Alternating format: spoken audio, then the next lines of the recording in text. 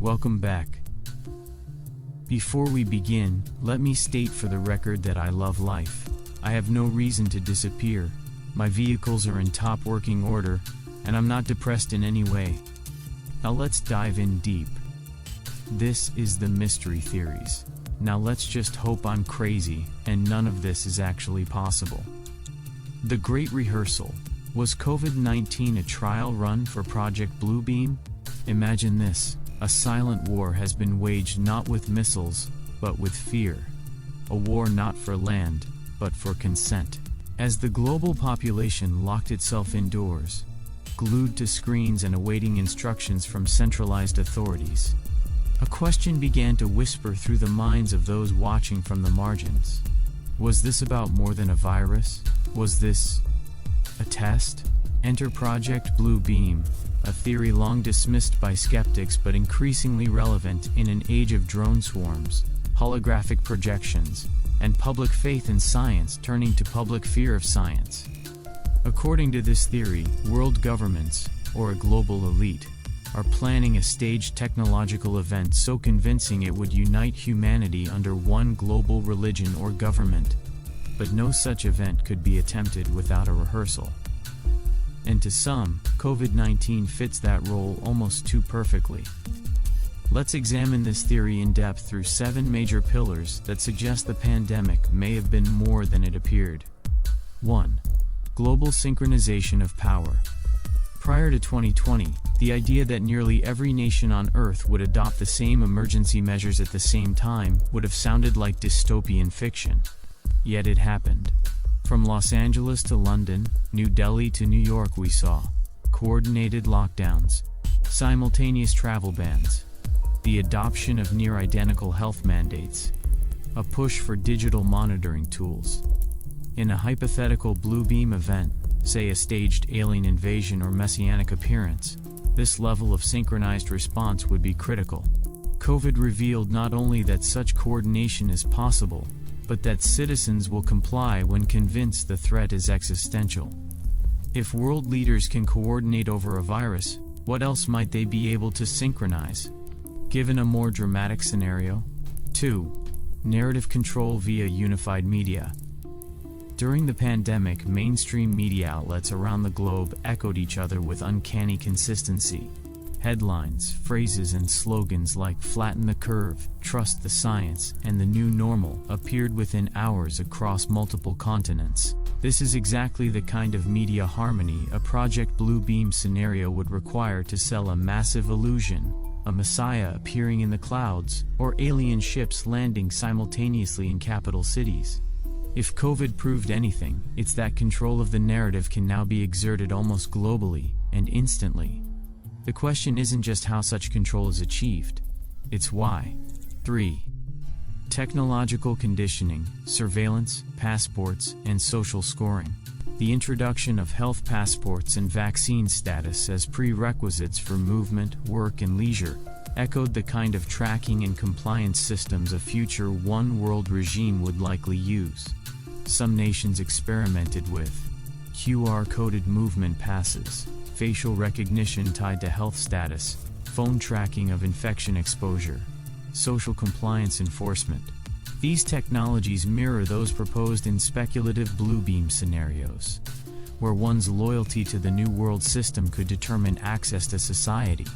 COVID made such systems not only acceptable, but in some circles, desirable.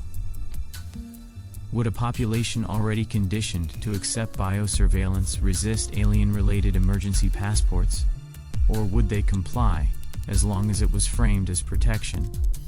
4. Psychological reprogramming and religious disruption. Bluebeam involves undermining existing religious beliefs and replacing them with a globally unified spiritual or philosophical system.